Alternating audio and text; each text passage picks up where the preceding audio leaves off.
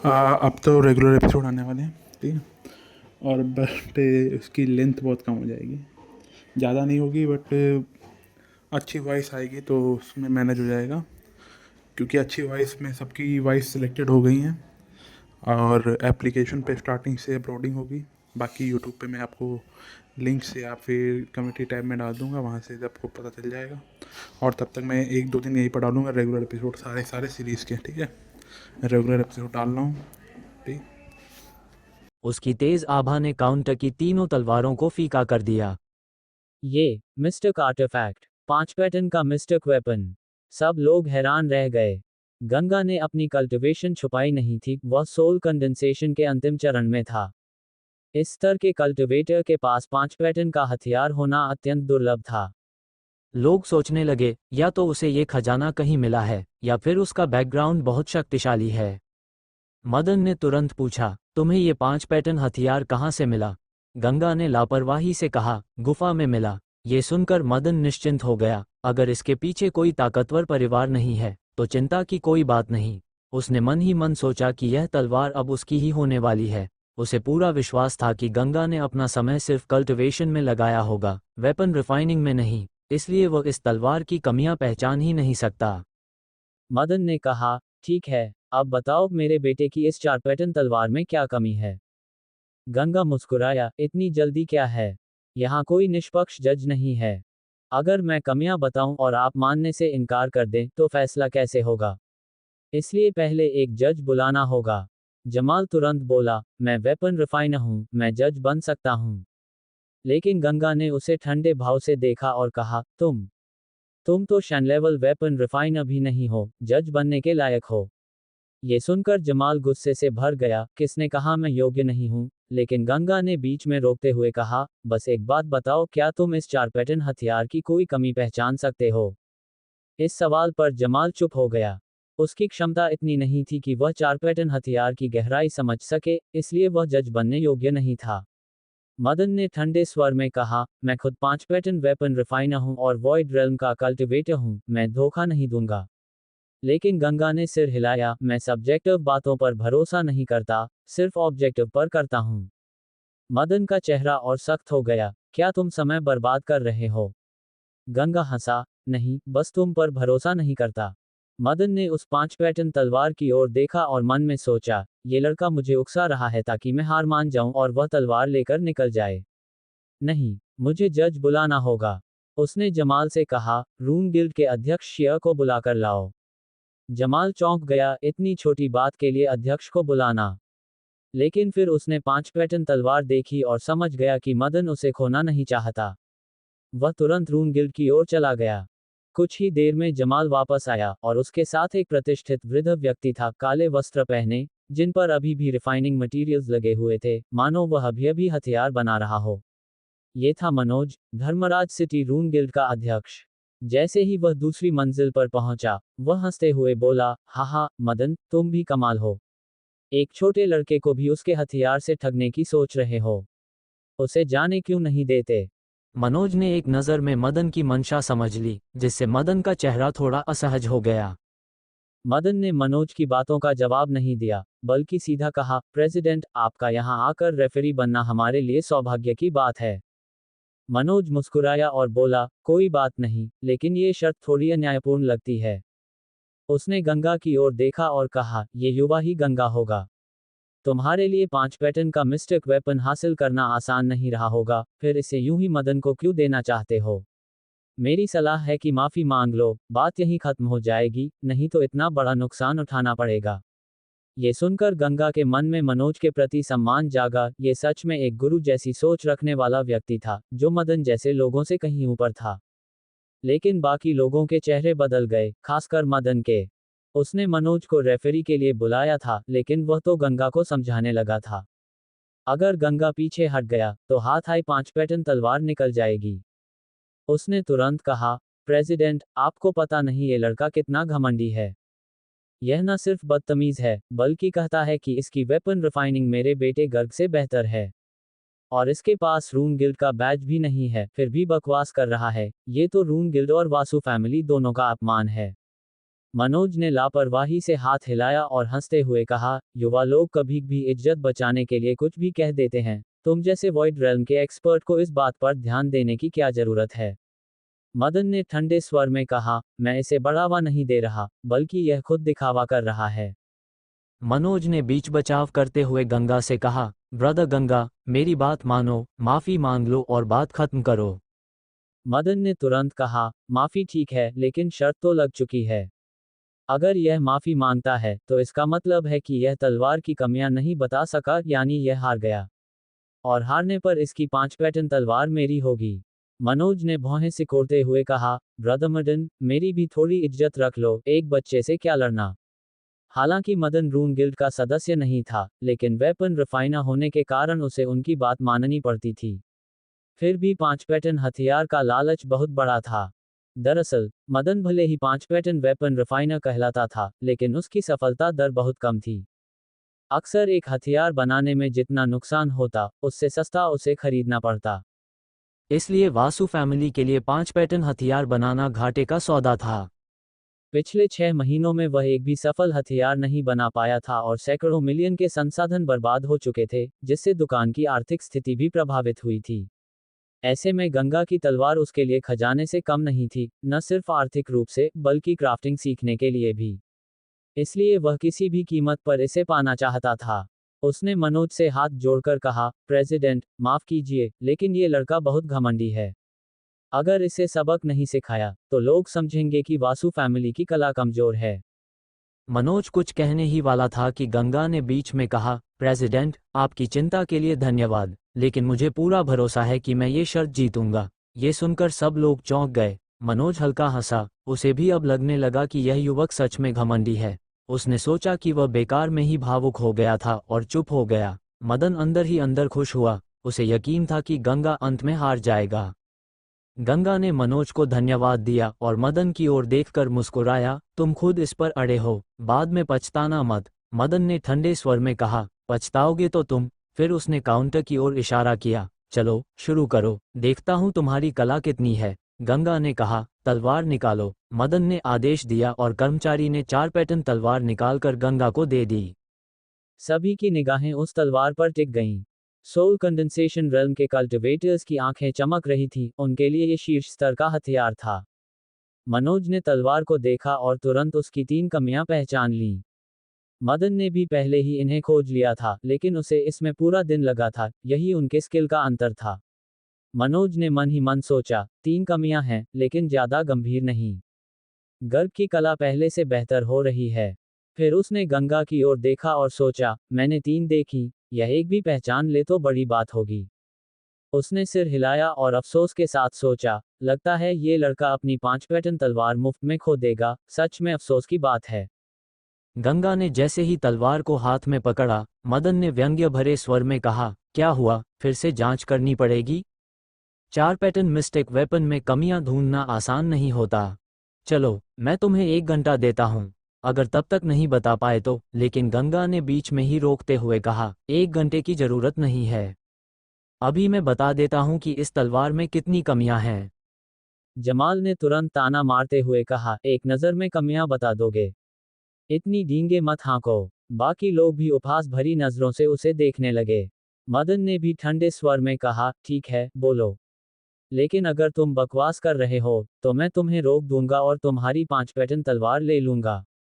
गंगा ने हल्की हंसी के साथ कहा, सही या गलत, इसका फैसला चेयरमैन शिया करेंगे।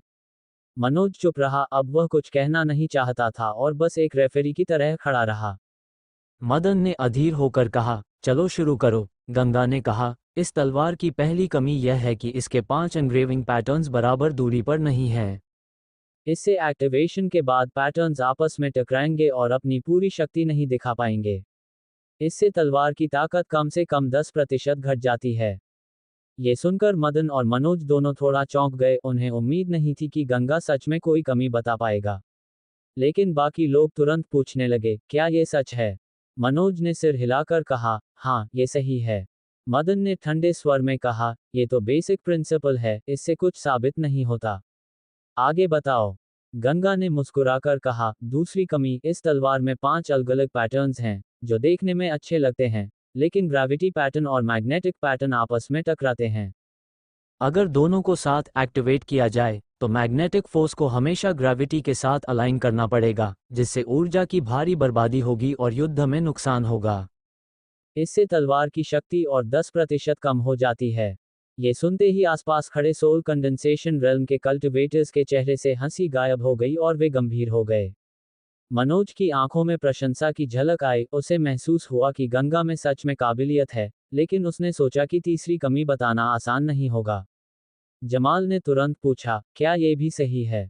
मदन ने बिना बहस किए सिर हिलाया, हाँ, लेकिन अभी खत्म नहीं हुआ।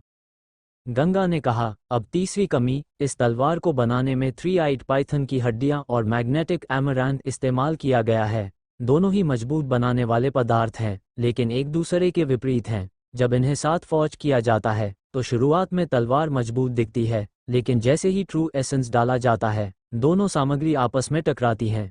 इससे न सिर्फ लाइफ स्पैन कम होती है, बल्कि ताकत भी 10% से 20% तक घट जाती है। ये सुनते ही मनोज दंग रह गया। उसने हैरानी से कहा, क्या ये सच है? उसने अभी तलवार का निरीक्षण किया था और 3 कमियां देखी थी, लेकिन ये तीसरी कमी उसे नहीं दिखी थी। एक 5 पैटर्न वेपन रिफाइनर होने के बावजूद वह इसे नहीं पहचान पाया, जबकि गंगा ने एक नज़र में बता दिया। ये बात अविश्वसनीय थी। मदन भी स्तब्ध रह गया। पहले 2 बिंदु तो सामान्य ज्ञान से समझे जा सकते थे, लेकिन ये तीसरा बिंदु बेहद गहराई वाला था। इसे समझने के लिए फॉर्जिंग मटेरियल्स और उनके प्रभाव का गहरा अनुभव चाहिए था। भीड़ में खड़े लोग तुरंत पूछने लगे, क्या ये सच है? मनोज ने गंभीर स्वर में कहा, मुझे तलवार को ध्यान से जांचना होगा, लेकिन शायद मैं भी यह कंफर्म न कर पाऊं कि इसमें कौन कौन सी सामग्री इस्तेमाल हुई है। ये सुनते ही कुछ लोग फिर हंसने लगे। देखा, चेयरमैन शिया भी नहीं बता सकते, ये जरूर झूठ बोल रहा है। लेकिन मदन, जो सच्चाई जानता था, चुप खड़ा रहा। उसका चेहरा भारी हो गया था। गंगा ने तलवार मनोज को देते हुए कहा, आप खुद देख लीजिए। लेकिन तभी मदन ने गंभीर आवाज में कहा, जांच की जरूरत नहीं है, जो इसने कहा वह सही है। ये सुनते ही पूरे हाल में सन्नाटा छा गया। सभी लोग स्तब्ध रह गए। अब तक जो लोग गंगा का मजाक उड़ा रहे थे, उनकी आंखों में अब आश्चर्य और सम्मान था। मनोज के दिल में भी झटका लगा। वह सोचने लगा, ये कैसे संभव है? इसने इतनी जल्दी कैसे पहचान लिया? क्या ये फॉर्जिंग प्रोसेस को खुद देख चुका है? जब सब लोग अभी भी हैरानी में थे, तभी गंगा ने शांत स्वर में कहा, अब चौथी कमी की बात करते हैं। गंगा की आवाज सुनते ही मनोज अपनी सोच से बाहर आया। उसने हल्की हंसी के साथ गंगा की ओर देखा। अब उसकी आंखों में पहले जैसा संदेह नहीं बल्कि सम्मान था।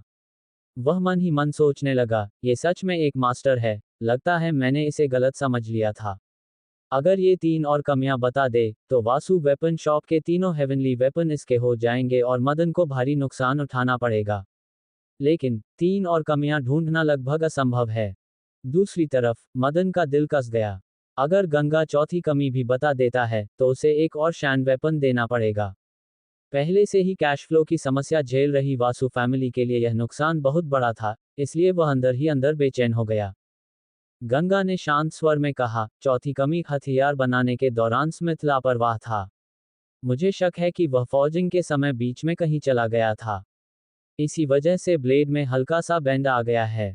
ये सुनकर मदन ने राहत की सांस ली और तिरस्कार से बोला, इतना हल्का सा बेंड किसी भी तरह से हथियार की शक्ति या एसेंस को प्रभावित नहीं करता।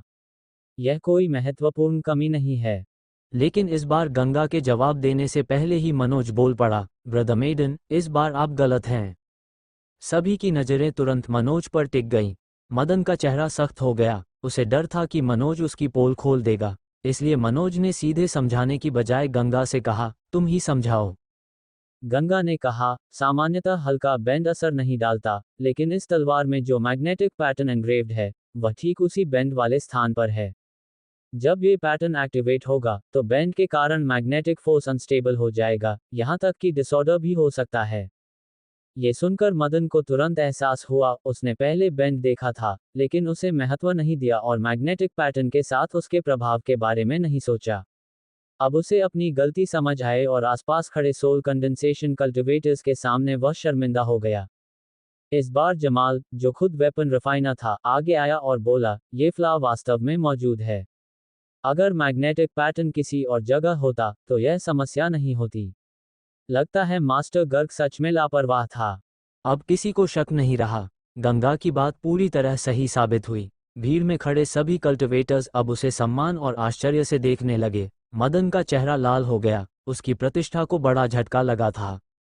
गंगा मुस्कुराया, काउंटर की ओर इशारा किया और बोला, मास्टर मेडन, समझौते के अनुसार एक तलवार दे दीजिए।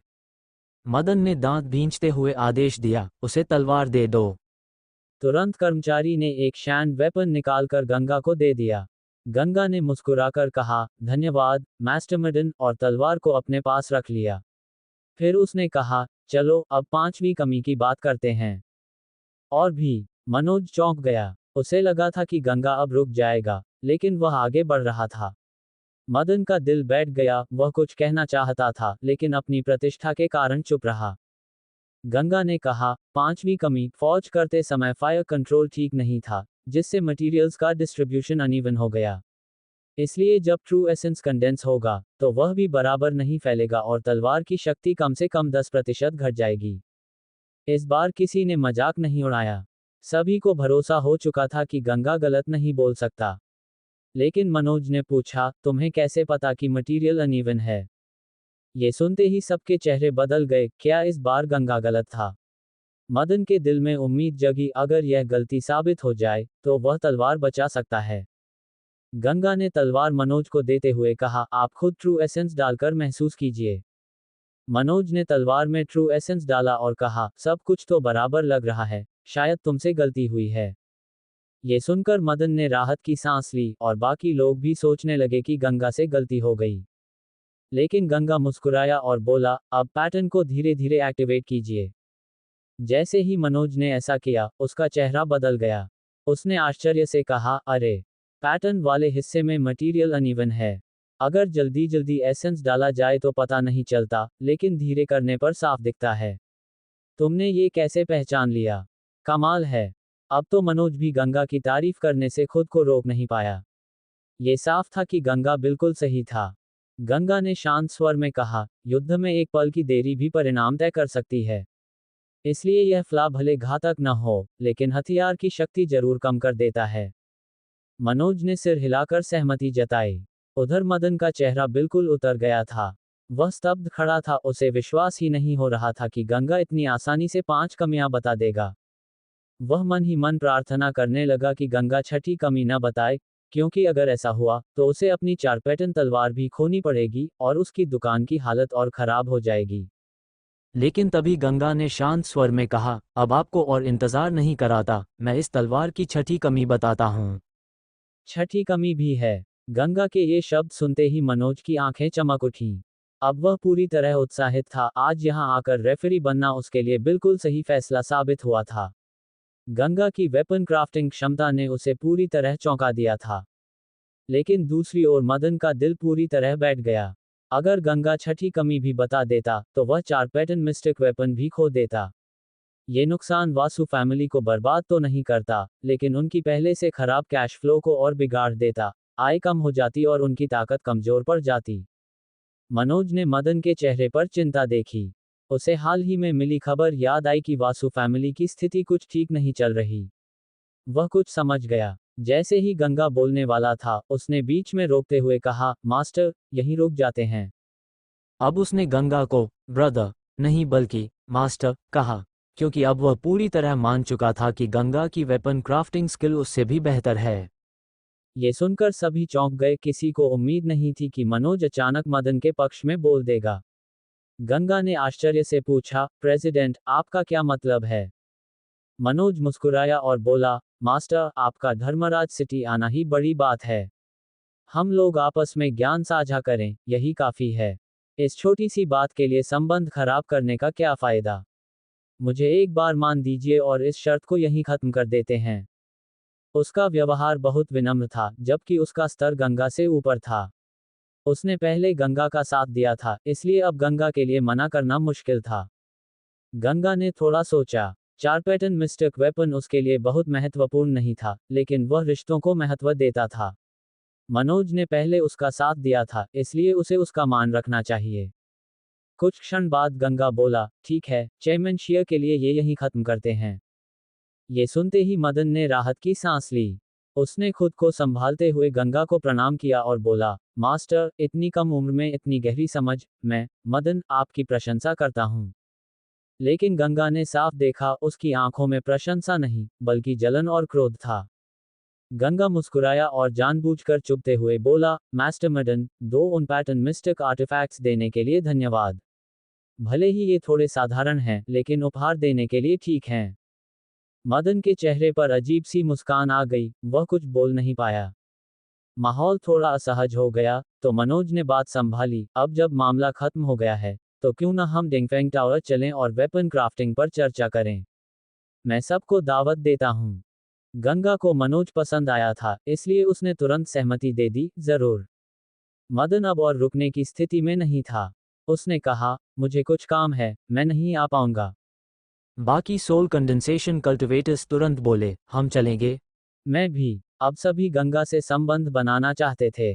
उसकी स्किल देखकर वे समझ गए थे कि भविष्य में उससे जुड़ना उनके लिए बहुत फायदेमंद होगा। मनोज और गंगा साथ में नीचे चले गए। कुछ ही देर में पूरी दूसरी मंजिल खाली हो गई, सिर्फ मदन और उसके कर्मचारी रह गए।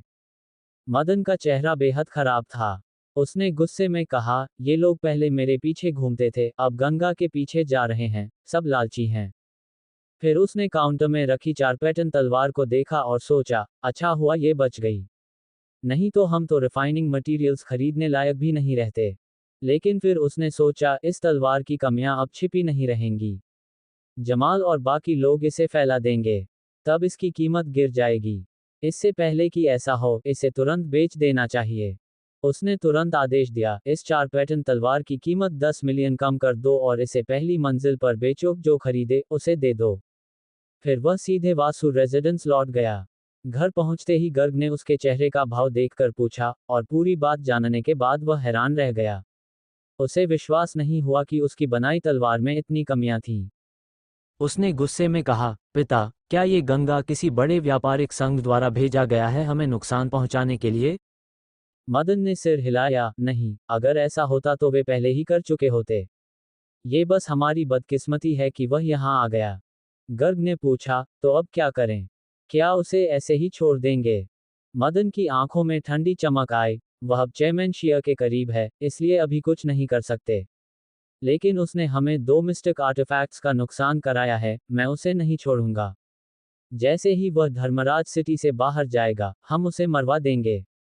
गर्ग ने भी ठंडी हंसी के साथ कहा, तब हम अपने हथियार भी वापस ले लेंगे और उसकी 5 पैटर्न तलवार भी। मदन ने तिरस्कार से कहा, मुझसे टक्कर लेने की हिम्मत की है, मौत खुद बुला रहा है। फिर उसने पूछा, वैसे विराट कहाँ है? वह लड़का बस समय बर्बाद करता रहता है। अगर वह वेपन क्राफ्टिंग नहीं सीखेगा, तो वासु फैमिली का भविष्य कौन संभालेगा? मदन ने जैसे ही विराट का नाम सुना, गर्ग ने तुरंत उसे पूरी घटना बता दी, कैसे फायर टावर में विराट को बुरी तरह पीटा गया था। ये सुनते ही मदन का चेहरा काला पड़ गया। उसे लगा कि आज उसके साथ एक के बाद एक बुरी घटनाएं ही हो रही हैं। अगर ये सब बातें बाहर फैल गईं, तो वासु फैमिली की प्रतिष्ठा को बहुत बड़ा झटका लगेगा। गुस्से में उसने मेज पर जोर से हाथ मारा और ठंडे स्वर में बोला, हमारा वासु फैमिली धर्मराज सिटी का प्रतिष्ठित कुल है। एक साधारण फायर टावर की हिम्मत कैसे हुई मेरे पोते को मारने की? भूमि को उस आदमी को हमारे हवाले करना होगा, वरना मैं फायर टावर को जड़ से मिटा दूंगा। उन्हें समझना होगा कि वासु फैमिली से टकराने का अंजाम क्या होता है। गर्ग के चेहरे पर भी कठोरता आ गई। वह व्यंग्य से बोला, रून डाउ से संसाधन तो मिल सकते हैं, लेकिन इस वर्ल्ड में अंततः ताकत ही सर्वोपरि है। पिता, आप वॉइड ट्रांसफॉर्मेशन रेल्म के शुरुआती स्तर पर हैं और मैं सोल कंडेंसेशन के शिखर पर। इस धर्मराज सिटी में सिटी लॉर्ड के अलावा कोई भी हमारे वासु फैमिली का सामना नहीं कर सकता। वह वेपन रिफाइनर गंगा और जिसने विराट को मारा, दोनों ही ज्यादा से ज्यादा सोल कंडेंसेशन रेल्म में होंगे। उन्होंने हमें उकसाया है, इसलिए मरना तो तय है। मदन की आंखों में ठंडी चमक उभरी। उसने पहले ही गंगा को एक मृत व्यक्ति मान लिया था। उसे इस बात की भी परवाह नहीं थी कि गंगा ने उसे छोड़ दिया और 4 पैटर्न तलवार नहीं ली। उधर वासु वेपन शॉप से निकलने के बाद गंगा तुरंत नहीं गया। वह सामने की एक दुकान पर गया और एक कर्मचारी को 10 स्पिरिट स्टोन्स देकर बोला, मेरे लिए नजर रखना। अगर वासु वेपन शॉप उस 4 पैटर्न तलवार की कीमत कम करता है और कोई उसे खरीदता है तो उस खरीदार को ये बात बता देना। उसने अपनी योजना समझाई और कर्मचारी तुरंत मान गया। 10 स्पिरिट स्टोन्स के लिए ये छोटा काम कौन मना करता। इसके बाद गंगा, मनोज और बाकी लोग डिंगफेंग रेस्टोरेंट पहुंचे। बैठते ही जमाल खड़ा हुआ और झुककर बोला, मास्टर, मेरी पिछली गलती के लिए क्षमा करें। गंगा ने हंसते हुए कहा, कोई बात नहीं, मैं भूल चुका हूं। इससे जमाल ने राहत की सांस ली। बाकी सोल कंडेंसेशन कल्टिवेटर्स भी गंगा की चापलूसी करने लगे ताकि उससे संबंध बना सकें। मनोज ने फिर गंगा से छठी कमी बताने को कहा। गंगा ने विस्तार से समझाया। मनोज काफी देर तक सोचता रहा, फिर भी पूरी तरह समझ नहीं पाया, लेकिन उसने गंगा पर विश्वास किया। इसके बाद गंगा ने और भी कई कमियां गिनाई, यहां तक कि उस 4 पैटर्न तलवार को लगभग 3 पैटर्न स्तर का बता दिया। मनोज पूरी तरह प्रभावित हो गया। उसने पूछा, मास्टर, आप किस स्तर के वेपन रिफाइनर हैं? गंगा ने सच कहा, मैंने कभी कोई मिस्टिक वेपन बनाया ही नहीं। क्या? मनोज दंग रह गया। उसने दोबारा पूछा, मतलब आप शैन लेवल वेपन रिफाइनर भी नहीं हैं? गंगा ने सिर हिलाया। ये सुनते ही बाकी लोग स्तब्ध रह गए। मनोज ने पूछा, फिर आपकी समझ इतनी गहरी कैसे है? गंगा हंसते हुए बोला, मैं सिर्फ थियरी जानता हूँ, असल में बना पाऊंगा या नहीं, यह नहीं कह सकता। ये सुनते ही बाकी कल्टिवेटर्स के चेहरे उतर गए। वे तो गंगा से हथियार बनवाने के लिए दोस्ती कर रहे थे। अब जब पता चला कि वह सिर्फ सैद्धांतिक ज्ञान रखता है, तो उनका उत्साह खत्म हो गया। उनकी चापलूसी भी तुरंत बंद हो गई। लेकिन मनोज का नजरिया अलग था। वह गंगा की थियरी से बहुत प्रभावित हुआ। दोनों घंटों तक वेपन क्राफ्टिंग पर चर्चा करते रहे। बाकी लोग कुछ समझ ही नहीं पाए, वे बस चुपचाप बैठे रहे। शाम होने पर मनोज ने कहा, मास्टर, अब देर हो रही है। आप कहाँ ठहरेंगे? मैं कल फिर आपसे मार्गदर्शन लेना चाहता हूँ। उसका रवैया पूरी तरह सम्मानपूर्ण था। गंगा ने कहा, मैं आज ही शहर में आया हूँ, अभी कहीं ठहरने की जगह तय नहीं की। मनोज खुश हो गया और बोला, तो आप मेरे साथ रून गिल्ड चलिए और वहीं ठहरिए। गंगा ने थोड़ी सोच के बाद सहमति दे दी। जैसे ही वे बाहर निकले, बाकी कल्टिवेटर्स तुरंत विदा लेकर चले गए। वे अब गंगा में कोई लाभ नहीं देख रहे थे। मनोज ने सिर हिलाकर कहा, ये लोग बड़े स्वार्थी हैं। जैसे ही उन्हें पता चला कि आप हथियार नहीं बना सकते, उनका रवैया बदल गया। गंगा ने शांत भाव से कहा, ये तो इंसानी स्वभाव है। दोनों फायर फेदर कैरेज में बैठे। रास्ते में मनोज ने कहा, क्या तुम जानना चाहते हो कि मैंने तुम्हें मदन से क्यों रोका? गंगा ने कहा, हाँ, मैं जानना चाहता हूँ। मनोज ने गंभीर होकर कहा, मैं उसकी मदद नहीं, तुम्हारी मदद कर रहा था। वासु फैमिली की हालत खराब है। ब्लैक फायर सेक्ट ने उनका माल लूट लिया और मदन बार बार हथियार बनाने में असफल हो रहा है। उनका कैश फ्लो टूट चुका है। अगर तुम वह 4 पैटर्न तलवार जीत लेते, तो वे पूरी तरह संकट में आ जाते और तुमसे नफरत करने लगते। और मेरी जानकारी के अनुसार, वे तुम्हें छोड़ते नहीं। गंगा ने आभार जताया, तो आप मेरे लिए कर रहे थे, धन्यवाद। फिर उसने कहा, लेकिन मदन के व्यवहार से लगता है कि वह फिर भी मुझे नहीं छोड़ेगा। मनोज बोला, चिंता मत करो, मैं उसे चेतावनी दूंगा। बिना रून गिल्ड के प्रमाण के उसके हथियार बिक नहीं सकते। गंगा हंसते हुए बोला, आप तो अपने अधिकार का दुरुपयोग कर रहे हैं। मनोज भी हंस पड़ा। उस तलवार में इतनी कमियां हैं कि वह स्टैंडर्ड पर खरी ही नहीं उतरती, ये दुरुपयोग नहीं है। रून गिल्ड पहुंचने के बाद गंगा को रहने की व्यवस्था दी गई। अगली सुबह जैसे ही गंगा उठा, उसे बताया गया कि कोई उससे मिलने आया है। जब वह हॉल में पहुंचा, तो देखा कि वो भूमि थी। भूमि ने उसे देखते ही जल्दी से कहा, यंग मास्टर, बड़ी मुसीबत हो गई है। गंगा ने भूमि से यह नहीं पूछा कि क्या हुआ। उसने पहले उसे ध्यान से देखा, फिर भौहें सिकोड़ते हुए कहा, क्या बात है? तुम्हें मारा गया है और चोटें भी काफी गंभीर हैं। भूमि ने चारों ओर नजर दौड़ाए और गंभीर स्वर में बोली, यंग मास्टर, क्या हम थोड़ी देर अकेले में बात कर सकते हैं?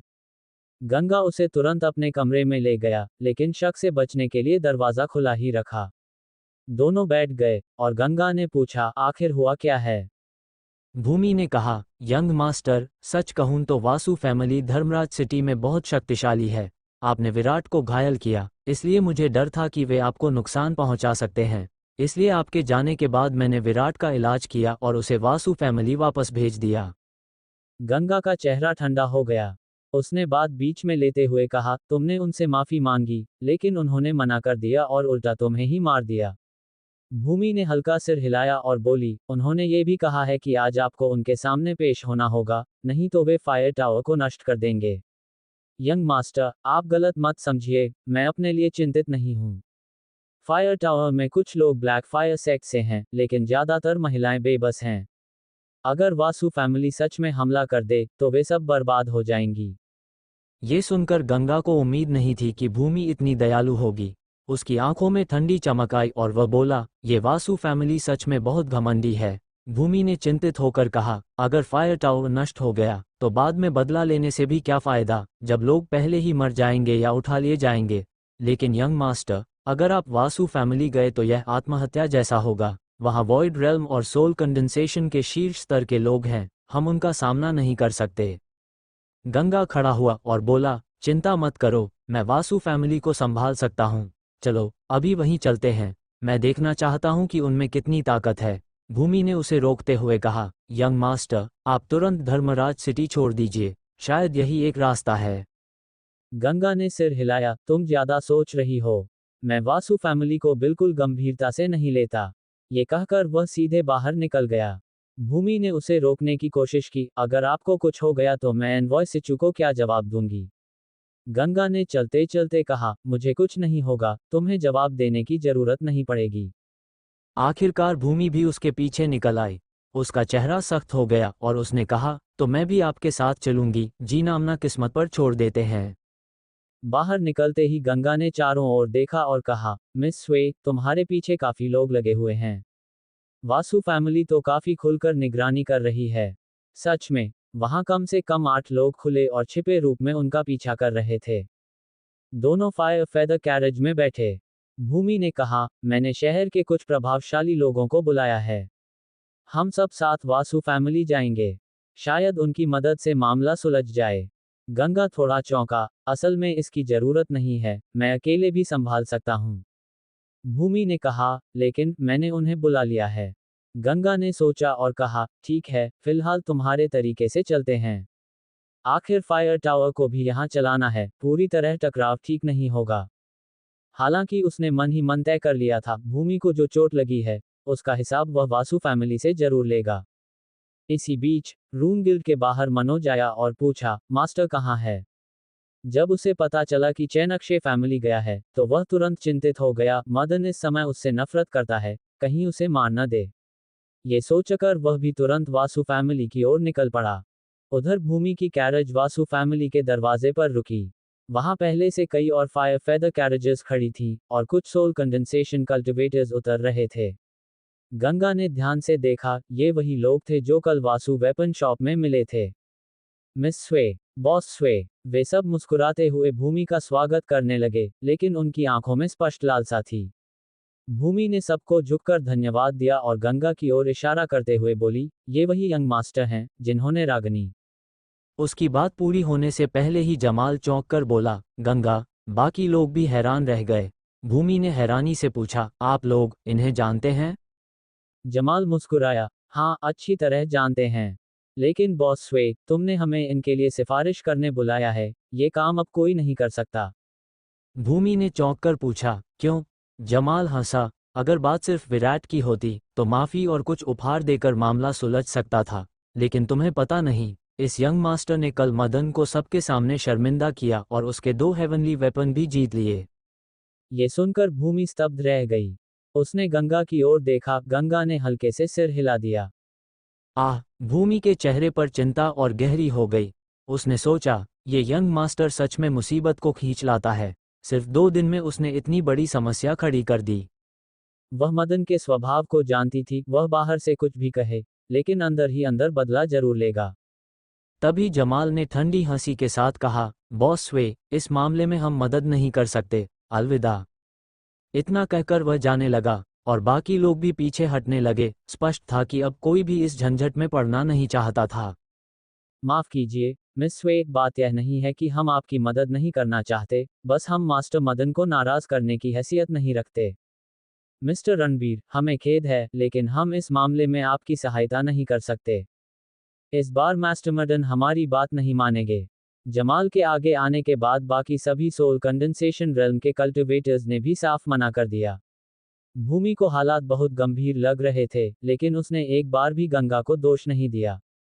उल्टा वह विनम्र होकर बोली, सीनियर्स, कृपया मेरी मदद कीजिए, हम नहीं कर सकते। जमाल ने सिर हिलाया और सीधे वासु फैमिली के अंदर चला गया। जाते जाते उसने गंगा को देखकर ताना मारा, मास्टर, जरा संभल कर रहना।